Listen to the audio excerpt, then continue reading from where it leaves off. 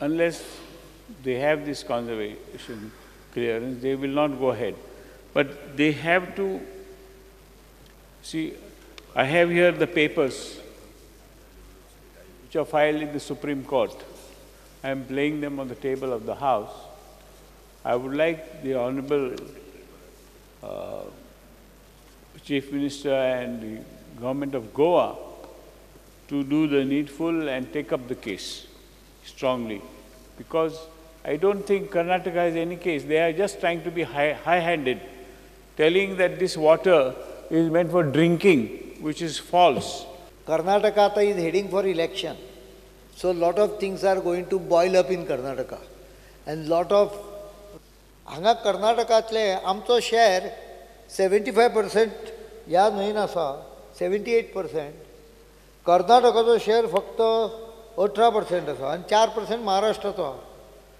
आमची म्हादय बेजीन आहा पळय ते 47% गोंय पूर्ण गोंयचें बेजीन म्हादय बेजीन आहा.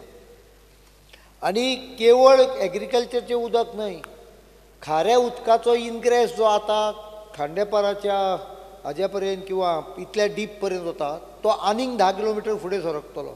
सगळे वायल्ड लायफ धोक्यान येतले, सगळे वेस्टर्न घाट धोक्यान येतले. It is an ecological bomb which Karnataka is planting in terms of these भांडोरी आनी कसले ते कळसा नाले. आनी त्यामुळे आमी हो विशय ट्रिब्युनला फुडें हाडला. हांव इतलेंच सांगता, since it is a subjudice matter and there are certain strategies which I don't want to reveal on the floor of the House.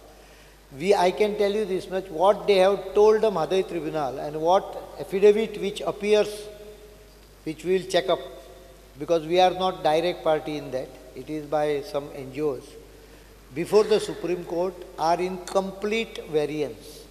They are totally different state of affairs. Actual जावन ना हांचे complete. हांगा complete जाला म्हणून बरयला. But they are trying to put up before Supreme Court that it is a fait accompli. आमी ह्या संदर्भात लक्ष दवरून आसा.